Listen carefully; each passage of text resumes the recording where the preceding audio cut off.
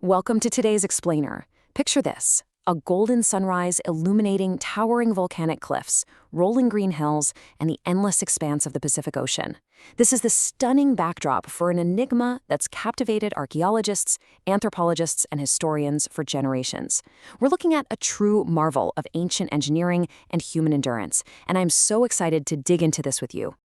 Over 900. That is the staggering, verified number of giant stone statues standing guard on one of the absolute most remote islands on Earth. I mean, just imagine walking across those green hills and coming face to face with hundreds upon hundreds of these towering figures, standing in silent vigil. The sheer volume of these monuments is breathtaking, especially when you factor in the extreme isolation of their environment. It instantly begs a pretty massive historical question. So who actually built them, and why? This is the central question we're going to investigate today. We'll separate the fascinating facts from the theories by looking straight at the verified archaeological evidence. How on earth does a society on a remarkably isolated patch of land manage to create a monumental landscape of this scale? Well, to solve this, we first need to establish exactly where this historical crime scene took place. To really understand this mystery, we've got to start with the true cultural identity of the location.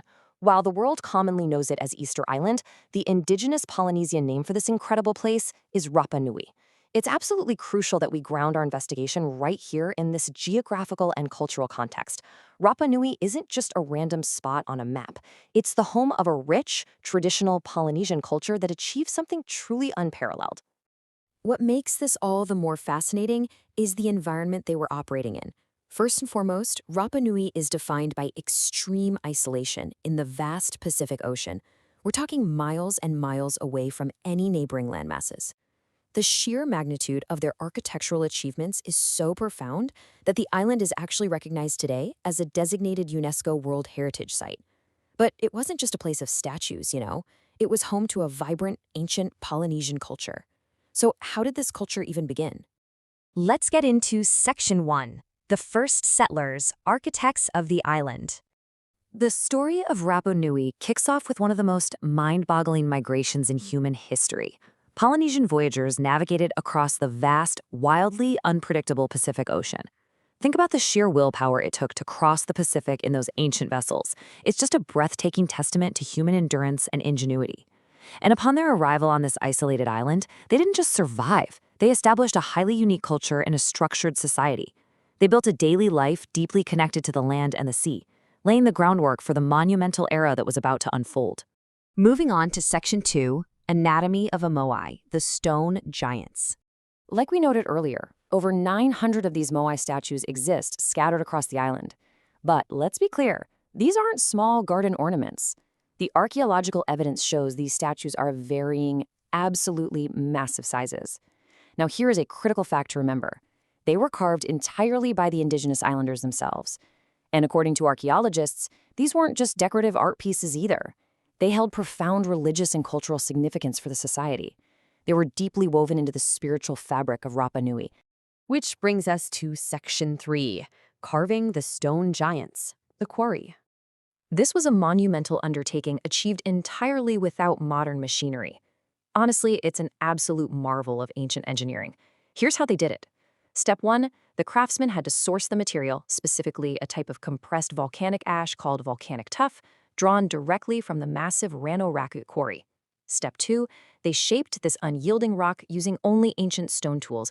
Just think about the immense physical endurance that requires. And finally, Step 3, they painstakingly refined the craftsmanship of each statue right there in the quarry before they even attempted to move it. Section 4, the engineering puzzle, moving mountains. Because the statues are incredibly heavy, researchers have developed two prominent theories for how the islanders moved them from the Rano Rakut quarry to their final resting places. On one hand, we have the log rollers theory. This suggests the islanders used felled trees to physically roll the colossal statues horizontally across the island's terrain. On the other hand, we've got the walking theory. This proposes that the islanders used complex rope techniques to literally walk the statues in an upright vertical position. Both are just incredible feats of ancient physics. But hey, science isn't just about guessing, it's about testing. Modern researchers and archaeologists have conducted active modern experiments to test both of these theories.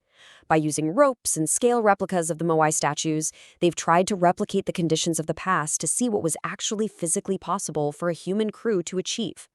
They are actively hunting for the physical evidence that supports how these colossal stones were transported across those rolling green hills. It's hands-on documentary realism at its finest. Next up, Section 5, Life on Easter Island, a Thriving Society. You've got to remember, this wasn't just some statue building factory. It was a living, breathing, highly complex society. They had top-down leadership ruled by chiefs, which provided the heavy organization required for such massive public works. They engaged in complex religious ceremonies anchored by the Moai, and to fuel this massive workforce, well, they relied on a highly successful system of agriculture and fishing. This was a thriving society firing on all cylinders. And finally, Section 6, The Abrupt End, an Unsolved Mystery. Which brings us to our final provocative thought. We've seen the incredible voyaging, the complex society, the brilliant engineering, and the sheer scale of the Ranuraraku quarry. But the archaeological evidence reveals a sudden, unexplained halt. The quarry was simply abandoned. Half-finished statues were left right there in the rock. So the ultimate cliffhanger is this. If the islanders built these enormous statues and possessed the thriving society required to do so, why did construction suddenly stop? What happened to the architects of Rapa Nui? It's a compelling mystery that leaves us all wanting to learn more. Hey everyone, welcome back to The Explainer. I'm absolutely thrilled you're here today because we're about to jump into something truly wild. We're stripping away all the sensationalism and looking at the hard, fascinating facts surrounding one of the most iconic spots on the planet, Easter Island, or Rapa Nui. Just picture this, right? You're completely isolated in the vast expanse of the Pacific Ocean. It's this beautiful volcanic landscape, bathed in golden sunlight, and it's guarded by these massive, silent stone figures, the Moai. For centuries, these ancient monoliths have just totally captured our collective imagination. But today, we're digging into the actual evidence to figure out who really built them. Okay, let's dive into this. Was it supernatural power or human genius? Because that is the massive question staring us right in the face, isn't it? I mean, when you look at the sheer scale of these statues, it's almost a reflex to think, no way. How on earth did a pre-industrial society pull this off? Was it supernatural forces, like some of the local legends playfully suggest? Or are we looking at a testament to unparalleled human engineering? Well, to figure that out, we've got to go back to the scene of the mystery and understand the world these builders actually lived in. Section 1. The Fall of Rapa Nui. Let's examine the ruins and the tragic decline of this society. So to really understand the statues, we have to look at the island's heartbreaking history. Current archaeological evidence points us toward a pretty devastating societal collapse. It started with massive environmental changes and severe deforestation. See, this island used to be totally lush, covered in palm trees. But over time, thanks to a mix of changing climates and, well, human resource mismanagement, which likely included cutting down those trees to move the statues and clear farmland, the whole ecosystem just collapsed. Then, fast forward to the 18th century, European contact brings the next two catastrophic blows, devastating foreign diseases and massive social upheaval. The very society that built the Moai essentially watched their entire world crumble around them.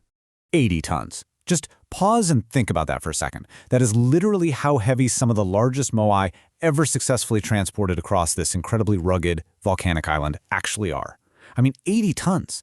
How does a society that's actively going through a severe ecological decline, with dwindling resources, somehow manage to quarry, carve, and transport 80-ton monoliths for miles?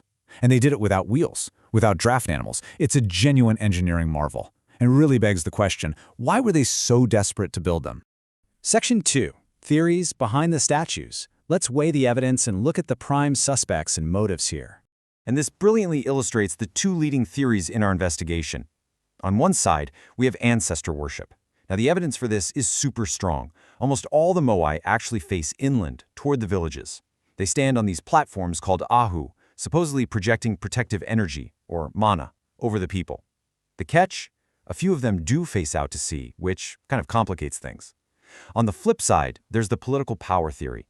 The idea here is that rival chiefs were essentially locked in this massive stone-carving arms race to flex their authority. What's the modern consensus? Well, archaeologists actually think it's highly likely a blend of both. Basically, deified ancestors were commissioned by powerful chiefs to cement their earthly power. Makes sense, right? Now, what gets really fascinating is how we interpret the placement of the statues. Were they meant for religious ceremonies, or do they have astronomical significance? There's really robust evidence showing the platforms served as community ceremonial centers, complete with crematoriums and ritual artifacts. But on the other hand, researchers have noticed that several Moai platforms are perfectly aligned with the solstices and equinoxes. That astronomical connection strongly suggests the Rapa Nui weren't just sculptors. They were highly observant astronomers tracking the seasons to keep their precarious agriculture going. But you know, here is where human curiosity often takes a pretty sharp turn. When we see ancient people perfectly aligning 80-ton stones with the winter solstice, a little voice in the back of our modern heads always whispers, how? I mean, if these engineering achievements were so incredibly advanced for an isolated island in the middle of nowhere, could there be an otherworldly explanation? Did they have outside help?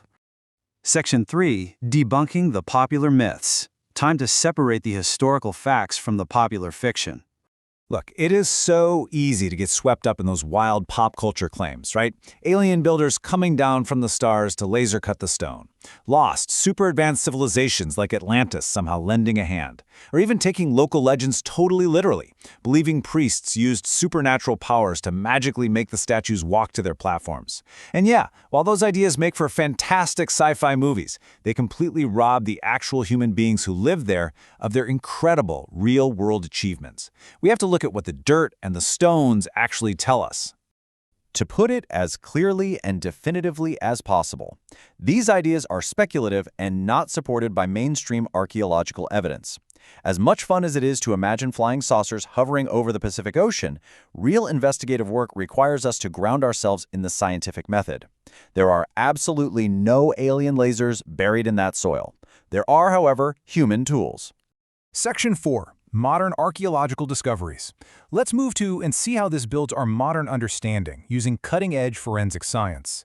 We're using some seriously cutting-edge forensic science today to strip away the mystery. Step 1. LiDAR mapping. By bouncing lasers from drones and aircraft, we can virtually strip away all the vegetation and see the exact human-made roads the statues were transported on. It's incredible.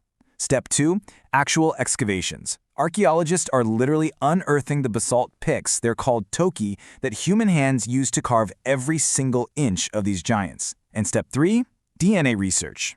Genetic tracing has conclusively proven that the ancestral lineages of the Rapa Nui people lead directly back to Polynesia. That entirely rules out any mysterious lost civilizations. It was them.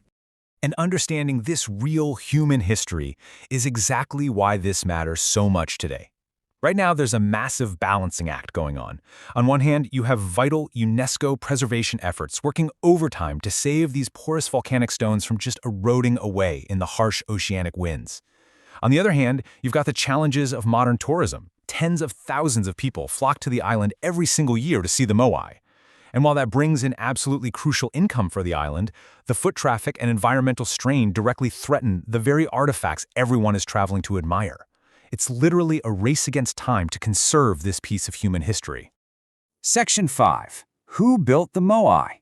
It's time for the definitive verdict. So, the crucial point is this. The verdict is in. Mainstream archaeologists broadly agree, without a shadow of a doubt, that the Moai were built by the ingenious Rapa Nui people themselves. Period. It wasn't magic, and it definitely wasn't aliens. It was generations of master carvers, brilliant engineers, and incredibly organized communities working together. They used immense physical labor, rope, and rolling logs to build these breathtaking monuments to their ancestors. Now, that doesn't mean the book is entirely closed, and that's exactly why Easter Island continues to fascinate us. We are about 85% certain on the who and the what, the builders and their tools. But that remaining 15%? That is the absolute sweet spot of scientific discovery. We're still actively debating the exact methods they used to move them. Did they roll them flat on their backs? Or did they use ropes to essentially make them walk upright, rocking side to side? We're also still piecing together the deeper, lost cultural nuances of the Rapa Nui religion. So, the investigation is still thrillingly alive today. I want to leave you with this final thought today. What is it about human nature that makes us so quick to look to the stars for answers or conjure up magic, rather than just taking a step back and marveling at what our own ancestors achieved right here on Earth? The true story of Easter Island isn't some sci-fi mystery. It is a stunning testament to the boundless limits of human ingenuity, resilience, and artistry in the face of incredible odds. Thank you so much for joining me on this explainer. Keep learning, keep questioning, and I'll catch you next time.